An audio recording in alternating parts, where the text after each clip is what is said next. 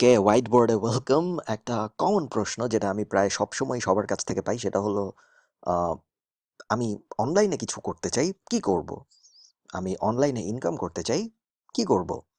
এই প্রশ্নটা খুবই ব্রড এবং এই প্রশ্নটার উত্তর দেওয়া সম্ভব না, এবং এই প্রশ্নটার উত্তর দেওয়া অনেকাংশে অনেক অনলাইন মার্কেটারের জন্য এবং ডিফারেন্ট অনলাইন প্রফেশনের মানুষের জন্য বিরক্তিকর। কারণ আহ, যখন আমাকে মানুষজন জিজ্ঞেস করে যে আপনি যা করেন তাই করব, বা ওই আমার অমুক ভাই যা করে তাই করব, তখন বোঝা যায় যে তার অনলাইন ইন্ডাস্ট্রির ব্যাপারে একদমই আইডিয়া নেই এবং সে জানে না যে তার আসলে কি করা উচিত বা কি করা উচিত না। সো এই ভিডিওতে আমরা যেটা করবো, এটা একটা হোয়াইট বোর্ড। আমরা একটা ব্রেকডাউন করব অনলাইন ইন্ডাস্ট্রিতে। আমরা যদি প্রবেশ করতে চাই, আমরা যদি অনলাইনে ইনকাম করতে চাই, আমরা যদি অনলাইনে কিছু করতে চাই, আমরা কিভাবে আগাবো বা কি করব। ঠিক আছে? সো এটা একটা হোয়াইট বোর্ড, আমি মাত্রই বলেছি, জানি না কেন আবার বললাম। সো আমরা একটা ব্রেকডাউন বানাই, ঠিক আছে? এটা হলো digital marketing verse text. So online digital world, world. So এটা হলো আমাদের ওয়ার্ল্ড। এখন এই ওয়ার্ল্ডে আমরা ঢুকতে চাই, রাইট? এই ওয়ার্ল্ডে আমরা কিছু একটা করতে চাই। এখন কি করব? ডিজিটাল ওয়ার্ল্ডের মধ্যে অনেকগুলা ডিভিশন আছে, ঠিক আছে? যেমন ধরেন, আমি যদি বলি যে আমি বিসিএস এ চাকরি করব, ওটা খুব স্পেসিফিক, ওটা বোঝা যায় যে বিসিএস এ চাকরি করবে মানে এই 12টা বা 15টা পজিশন আছে, এই 15টা পজিশনের মধ্যে একটাও যেতে চায়। কেউ হয়তো ম্যাজিস্ট্রেট হতে চায়, কেউ হয়তো পুলিশ হতে চায়, ইত্যাদি ইত্যাদি।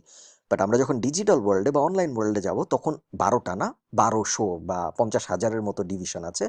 সো এটা খুব কঠিন বলা যে আমি অনলাইনে কিছু করতে চাই বা আমি ডিজিটালে কিছু করতে চাই, ঠিক আছে? কারণ এত এত ডিভিশন, এত এত কিছু করা যায় এত এত দিকে, যে এইভাবে বললে খুব জেনেরিক হয়ে যায় ব্যাপারটা। সো আমরা একটা ডিভিশন বানাই কি কি করা যায় অনলাইনে। আমি মেইনলি বাংলাদেশে যা যা পপুলার, বাংলাদেশের মানুষ যা যা করে সফল, বা বাংলাদেশের মানুষের, আমি যেভাবে মনে করি যে বাংলাদেশের মানুষের এই এই করলে ফিউচার ভালো, আহ, আমি সেই ডিভিশনগুলো কথা বলবো, ঠিক আছে? সো প্রথমেই ফ্রিল্যান্সিং। ওকে, ফ্রিল্যান্সিং এর পরে অ্যাফিলিয়েট মার্কেটিং, অ্যাফিলিয়েট মার্কেটিং এর পরে ই কমার্স, তারপরে ফ্রিল্যান্সিং এর কথা বললাম, আমরা অ্যাফিলিয়েট মার্কেটিং। আমি ভাবার চেষ্টা করছি কি কি করলে বাংলাদেশের মানুষের এখন থেকে অপরচুনিটি ভালো হবে। এসইও কনসালটেন্সি,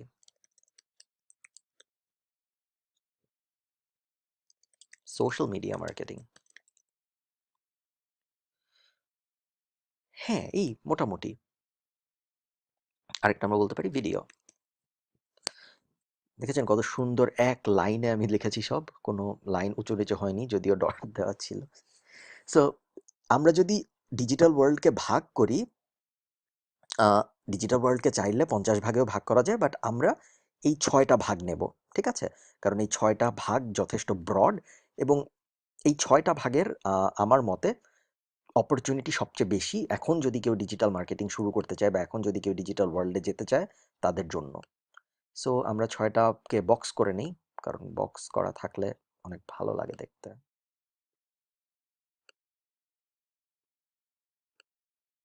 ওকে, সো আবারও আমরা প্রথম প্রশ্নের কাছে ফেরত যাই। আমরা ডিজিটাল ওয়ার্ল্ডে কিছু করতে চাই, আমরা কি করব?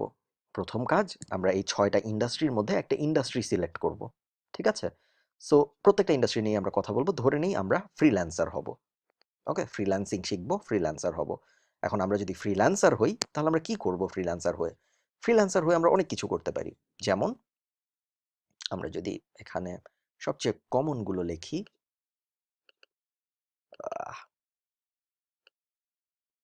সরি, এটা না, এটা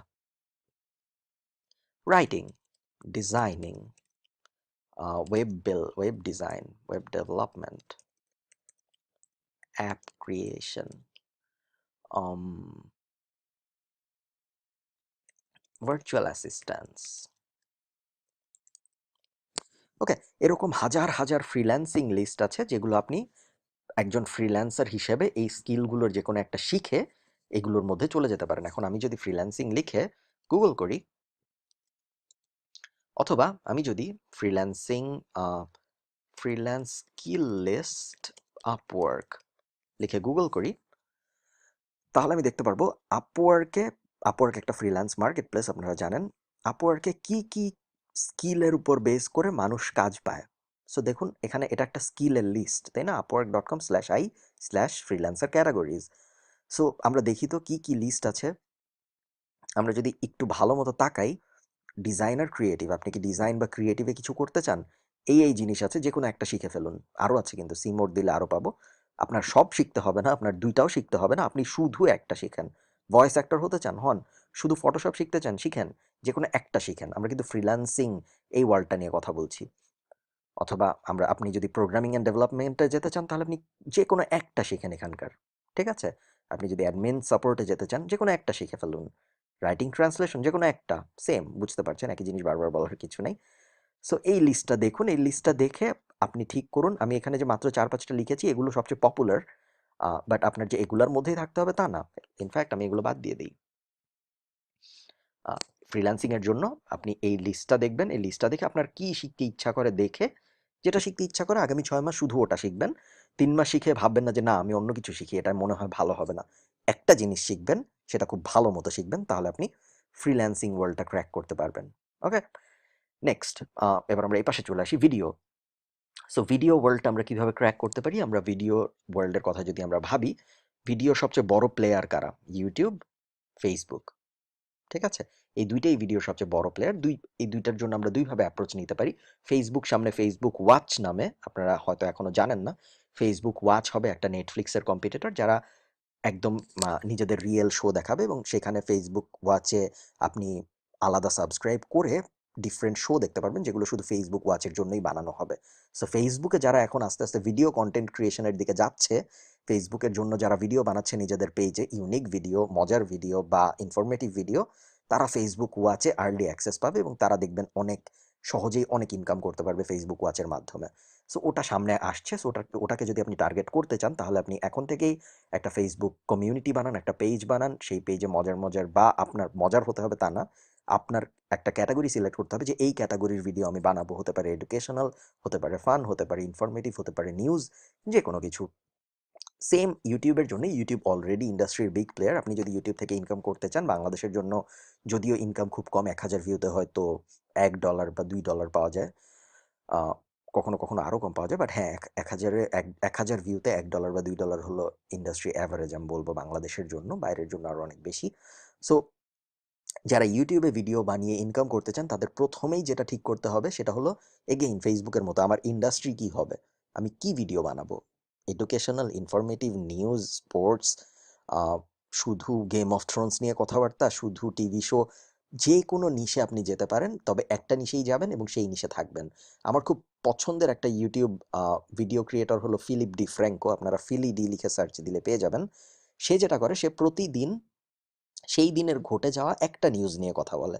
সে আমেরিকান একটা ইউটিউব ক্রিয়েটর। সে কোনো ফানি কিছু না, কিছুই না। সে জাস্ট প্রত্যেকদিন সন্ধ্যাবেলা সেই সারাদিনে যা হয়েছে তার মধ্যে থেকে একটা নিউজ সে নেয়।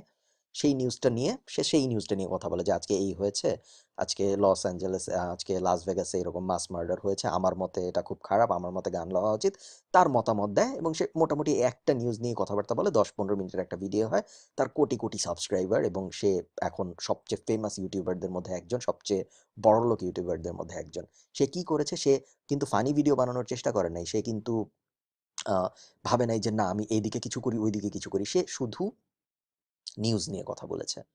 তার এখন আরো অন্যান্য অনেক চ্যানেল আছে, সে এখন এন্টারটেইনমেন্টের দিকেও যাচ্ছে, বাট প্রাইমারিলি সে নিউজ নিয়ে কথা বলেছে। আহ, আমার ধারণা ইউটিউব নিউজ অনেক বড় হবে, ভিডিও নিউজ অনেক বড় হবে, কারণ টেলিভিশন শেষ হয়ে যাবে আগামী 10-15 বছরের মধ্যেই। সো মানুষের নিউজ কনজিউম করার জন্য হয় ফেসবুক ভিডিওতে আসতে হবে বা ইউটিউব ভিডিওতে যেতে হবে। সো এখন থেকেই আপনারা যারা লং টার্মে প্ল্যানিং করতে চান, তারা ইউটিউব নিউজ সেক্টরটাকে টার্গেট করতে পারেন। আমার ওপিনিয়ন এটা। আপনারা আপনাদের পছন্দ মতো যা খুশি তাই করতে পারেন। সো এটা হলো ভিডিও ইন্ডাস্ট্রি। মনে রাখবেন, ফ্রিল্যান্স ইন্ডাস্ট্রি, ভিডিও ইন্ডাস্ট্রি সব কিন্তু আলাদা আলাদা ইন্ডাস্ট্রি। আমি ফ্রিল্যান্সিংও করবো, আবার আমি ইউটিউবে ভিডিও বানাবো, এভাবে দেখবেন না। যে কোনো একটা সিলেক্ট করবেন, সেটা নিয়ে কাজ করবেন। অ্যাফিলিয়েট মার্কেটিং কি, এটা নিয়ে আমি খুব বেশি বলবো না, কারণ অ্যাফিলিয়েট মার্কেটিং নিয়ে আমাদের এই চ্যানেলেই হাজার হাজার ভিডিও আছে। হাজার হাজার না, 10-15টা আছে। সো আপনারা অ্যাফিলিয়েট মার্কেটিং কি তা জানতে পারেন। অ্যাফিলিয়েট মার্কেটিং বেসিক্যালি অন্য মানুষের ওয়েবসাইটে অন্য মানুষের বিক্রি বাড়িয়ে দিয়ে নিজের কিছু কমিশন নেওয়ার নামই অ্যাফিলিয়েট মার্কেটিং। এটা অ্যাফিলিয়েট মার্কেটিং বাংলাদেশে বুম করবে, আমি শিওর। সামনে আরও যত ই কমার্স বুম করবে সে সো আপনি যদি অ্যাফিলিয়েট মার্কেটিং আগ্রহী হন, আমি রেকমেন্ড করবো আমাদের এই চ্যানেলের প্যাসিভ জার্নাল ইউনিভার্সিটির অনেক অ্যাফিলিয়েট মার্কেটিং বিষয়ক ভিডিও আছে, সেগুলো দেখে ফেলুন। আমাদের ফ্রিল্যান্সিং নিয়েও ভিডিও আছে কিছু, সেগুলো দেখতে পারেন। ওকে, ই কমার্স। ই কমার্স ইন্ডাস্ট্রিতে আমরা কি করতে পারি? ই কমার্স ইন্ডাস্ট্রি মাত্র শুরু হচ্ছে বাংলাদেশে। ই কমার্স ইন্ডাস্ট্রির ফিউচার অনেক ভালো পুরো ওয়ার্ল্ড ওয়াইড। আমি জিনিসগুলো এইভাবে দেখি, যেই জিনিসটা ইউরোপে বা যেই জিনিসটা ওয়েস্টার্ন ইন্ডাস্ট্রিতে বা ওয়েস্টার্ন ওয়ার্ল্ডে পপুলার, সেই জিনিসটা বাংলাদেশেও পপুলার হবে জাস্ট 10-15 বছর পরে। সো ওয়েস্টার্ন ওয়ার্ল্ডে এখন সবাই ই কমার্সে শপিং করে, রাইট? তারা তারা অ্যামাজন ডিপেন্ডেন্ট, তারা গ্রসারির জন্য বেশিরভাগ সময় এখন অনলাইনে অর্ডার দিয়ে থাকে। তারা আস্তে আস্তে শপ, ফিজিক্যাল শপ বিমুখ হয়ে যাচ্ছে, ঠিক আছে? সো সেম জিনিস বাংলাদেশেও হবে, জাস্ট হয়তো 20 বছর সময় লাগবে। এখন কি তাহলে ভালো সময় ই কমার্সে যাওয়ার জন্য? হ্যাঁ। এখন কথা হলো, আমার তো ই কমার্সে, আমি ধরে নেই আমার আমি একটা ই কমার্স ওয়েবসাইট বানিয়ে ই কমার্সে কাজ করতে চাই, বাট আমার নিজের কোনো প্রোডাক্ট নাই, আমার নিজের কোনো বিক্রি করার মতো কিছু নেই। আমি কি করব? সেখানেই আপনি একটা কাজ করতে পারেন যেটাকে বলে ড্রপ শিপিং।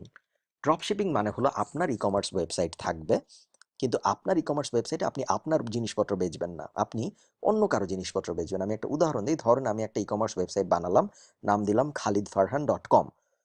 ওকে, এখন এই ই কমার্স ওয়েবসাইটে আমি চাল বেচি, ডাল বেচি। এই সেম ই কমার্স ওয়েবসাইটে আমি খেলনাও বেচি, সেম ই কমার্স ওয়েবসাইটে আমি বাচ্চাদের কাপড়ও বেচি। এবং এই এত জিনিস যে আমি বেচি, এর কোনো কিছুই আমার কাছে নাই। সো আমি ড্রপ শিপিংয়ের মাধ্যমে বেচবো। ড্রপ শিপিং কি? আমার ই কমার্সে যখন কেউ চালের অর্ডার দিবে, তখন আমি নিজে তার সেই অর্ডার ডিটেলটা নিয়ে চালডাল.কমে যাব, যে সেম অর্ডারটা আমি চালডাল.কমে যেয়ে দিব। চালডাল.কম তার বাসায় জিনিস পাঠাবে, চালডাল.কম হয়তো আমার কাছে চার্জ করবে 100 টাকা, আমি তার কাছে চার্জ করবো 120 টাকা। মাঝখানের যে 20 টাকাটা, ওইটা আমার প্রফিট। এই কনসেপ্টটার নাম হলো ড্রপ শিপিং, ঠিক আছে?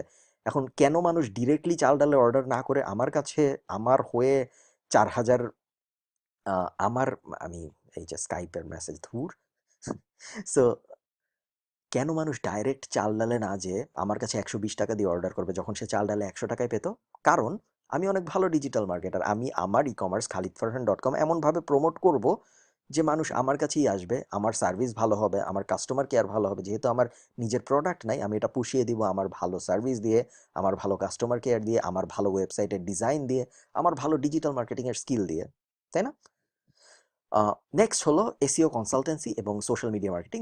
দুই জিনিস, দুইটা আলাদা ইন্ডাস্ট্রি। সো আমি এগুলো নিয়ে আলাদা আলাদা করেই কথা বলবো। সোশ্যাল মিডিয়া মার্কেটিং হলো, যতই আমাদের ই কমার্স বুম করবে, যতই আমাদের ডিজিটাল ইকোনমি স্ট্রং হবে, ততই দেখবেন সোশ্যাল মিডিয়া মার্কেটিংয়ের কদর বাড়বে। এখন কিন্তু সোশ্যাল মিডিয়া মার্কেটিংয়ে সেরকম কদর নেই। এখন সোশ্যাল মিডিয়া মার্কেটিং বলতে মানুষ কি বুঝে? হ্যাঁ, অমুক ফেসবুকে একটু ডিজাইন করে পোস্ট দিতে পারে, অমুক হয়তো একটু ফটোশপে ভালো, সে ফেসবুকে বুস্ট দিতে পারে। সো সে হয়তো একজন ভালো social media marketer. Actual social media marketing পুরাই ডিফারেন্ট জিনিস। অ্যাকচুয়াল সোশ্যাল মিডিয়া মার্কেটিংয়ে আপনার অ্যানালিটিক্সের উপর ডিপেন্ড করে কোন সময়, কখন, কার সামনে, কিভাবে কি প্রেজেন্ট করতে হয়, এবং প্রেজেন্ট করলে তার রিয়াকশন কি হবে, সেই রিয়াকশনটা কি বাইং ইন্টেন্ট পর্যন্ত যাবে নাকি যাবে না, এরকম অনেক ব্যাপার স্যাপার থাকে। সো সোশ্যাল মিডিয়া মার্কেটিংয়ে যদি আপনি ডিগ করতে চান, যদি চান যে সোশ্যাল মিডিয়া মার্কেটিংয়ের ভেতরে যাব, সোশ্যাল মিডিয়া মার্কেটিং নিয়ে এখন আস্তে আস্তে কাজ শুরু করে দিন। 5-6 বছর সময় লাগবে এবং সোশ্যাল মিডিয়া মার্কেটিং একটা খুব বড় ইন্ডাস্ট্রি হয়ে যাবে বাংলাদেশে। লাস্ট হলো এসইও কনসালটেন্সি। এসইও কনসালটেন্সিকে আমি কেন অনেক বড় হিসেবে দেখি? কারণ বাংলাদেশে এখনো কেউ কিছু দরকার হলে গুগল সার্চ করে ইনফরমেশন বের করে না। ওকে, ধরেন আপনার আপনি চুল কাটবেন, আপনার একটা সেলুন দরকার। আপনি কি বারবার শপ লিখে গুগলে সার্চ করবেন কোনোদিন? বাংলাদেশে বসে করবেন না। আমি কোনোদিন করি নাই আমার এই 20 বছর 25 বছরে। আমি নর্মালি আমার বাসার আশপাশে যেসব সেলুন আছে সেগুলাই গিয়েছি, বা হায়েস্ট আমি আমার ফ্রেন্ডের কাছ থেকে শুনে নিয়েছি যে অমুক সেলুন ভালো হবে। বাট আগামী 20 বছর পরে আপনি যে দেখবেন, যখনই কেউ একটা সেলুন খুঁজবে, সে কি করবে? সে গুগলে যেয়ে বারবার শপ লিখে সার্চ দিবে। ওকে, আপনার এখন মনে হচ্ছে না এটা কখনোই হবে না, বাট এটা হবে। কারণ এটা ওয়েস্টার্ন ওয়ার্ল্ডেও হয়েছে। ওয়েস্টার্ন ওয়ার্ল্ডেও মানুষ ভেবেছিল না এটা হবে না, বাট হয়েছে, এখানেও হবে। এবং তখন যখন সে সার্চ দিবে, তখন সে কোথায় যাবে? প্রথম পেজে যে বারবার সবগুলো আছে সেগুলোর একটাই কিন্তু সে যাবে। কেন? কারণ প্রথম পেজে যেগুলো আছে সেগুলো তার কাছে বেশি ভিজিবল, সেগুলো তার একদম আশপাশের, কারণ গুগল ওভাবেই আপনাকে রেজাল্ট দেখায়। সো প্রথম পেজে আপনি যদি কোনো একটা বারবার শপকে এনে দিতে পারেন, সেই বারবার শপটা আপনাকে খুব সহজেই ভালো একটা টাকা দিবে, তাকে প্রথম পেজে এনে দেওয়ার জন্য, এটাকে বলে এসইও কনসালটেন্সি। ঠিক আছে? এসইও কনসালটেন্সি খুবই বড় ওয়েস্টার্ন ওয়ার্ল্ডে। আমরা ইউএস এর বিভিন্ন ক্লায়েন্টের সাথে এবং ইউরোপিয়ান বিভিন্ন ক্লায়েন্টের সাথে এসইও নিয়ে কাজ করি। তাদেরকে আমরা গুগলের প্রথম পেজে এনে দিই এবং তার জন্য আমরা বেশ ভালো একটা অ্যামাউন্ট চার্জ করি তাদের। সেম জিনিসটা বাংলাদেশেও হবে, জাস্ট একটু সময় লাগবে এবং এই কারণেই আপনি যদি আগে শুরু করতে পারেন তাহলে আপনি এই খেলাটায়, এই রেসটা এগিয়ে থাকবেন। ৫ বছর পরে বা ১০ বছর পরে সবাই যখন খুঁজবে যে আমি কোন এসইও কনসালটেন্টের কাছে যাবো আমাকে প্রথম পেজে এনে দেওয়ার জন্য, আমার রেস্টুরেন্টকে প্রথম পেজে এনে দেওয়ার জন্য, আমার আ খাবারের দোকানকে প্রথম পেজে এনে দেওয়ার জন্য, বা আমার যেকোনো কিছু, আমার কাপড়ের দোকানকে বা আমার লইয়ার সার্ভিসকে, তখন আমি ভাববো বাংলাদেশে বসে যে কারা গত ১০ বছর ধরে এই কাজ করতেছে। তখন আমি ভাববো যে হ্যাঁ, এই কোম্পানি তো গত ১০ বছর ধরে এই কাজ করতেছে, আমি ওদের সাথেই যাই। ঠিক আছে? তো সেটা হলো এসিআই কনসালটেন্সি। আমার মতে এই ৬ টা ইন্ডাস্ট্রি ডিজিটাল ওয়ার্ল্ডের সবচেয়ে বড় ৬ টা পিলার। আরো হয়তো অনেক কিছু আছে যেগুলো আমি বাদ দিয়ে গিয়েছি, সেগুলোও হয়তো ভালো, ভালো। বাট আমি মনে করি যে আপনি যদি আগামী ২০ বছর পর ডিজিটাল ইকোনমিতে একটা স্ট্রং পয়েন্ট বানাতে চান এবং আপনি যদি চান যে এটাই আপনার ফুল টাইম ক্যারিয়ার হবে, তাহলে আপনি এই ৬ টার মধ্যে একটা বেছে নিন। একটা, ২ টা না কিন্তু, একটা বেছে নিন। বেছে নিয়েই প্রত্যেকটার মধ্যে অনেক সাব ডিভিশন আছে। যেমন আপনি ফ্রিল্যান্সিং বেছে নিলে তো আপনি সবকিছু শিখবেন না। আপনি যেকোনো একটা শিখবেন। সেরকম সোশ্যাল মিডিয়া মার্কেটিংও আপনার সব শিখার দরকার নেই। যেকোনো একটায় যাবেন। শুধু Google PPC শিখলেন। সেইম ই-কমার্স, ড্রপশিপিং প্রত্যেকটার জন্য আপনি ডিভিশন পাবেন অনেক। একটা ডিভিশন খুঁজে নিবেন এবং সেটা নিয়ে কাজ করবেন। দেখবেন একটু সময় দেবেন ২-৩ বছর বা ৪ বছর। তাহলে দেখবেন আপনার ডিজিটাল ওয়ার্ল্ডে খুব স্ট্রং একটা আ ইমপ্যাক্ট ফেলতে পারবেন আপনি এবং যেটা আপনার জন্য বেনিফিশিয়াল হবে এবং আপনি যাদেরকে সার্ভিস দেবেন বা যাদের হয়ে আপনি কাজ করবেন তাদের জন্য অনেক বেনিফিশিয়াল হবে। সো এই ছিল আমাদের ডিজিটাল ওয়ার্ল্ড বিষয়ক র‍্যান্ট। ভালো থাকবেন সবাই। অনেকদিন পরের ভিডিও এটা। সামনে আমার অনেকগুলো ইন্টারেস্টিং ভিডিও প্ল্যান আছে। আ সবই একটু অ্যাডভান্স লেভেলের হবে। সো আপনি যদি সাবস্ক্রাইবড না থাকেন এখনো আমাদের চ্যানেলে, অবশ্যই সাবস্ক্রাইব করে ফেলেন। টাটা।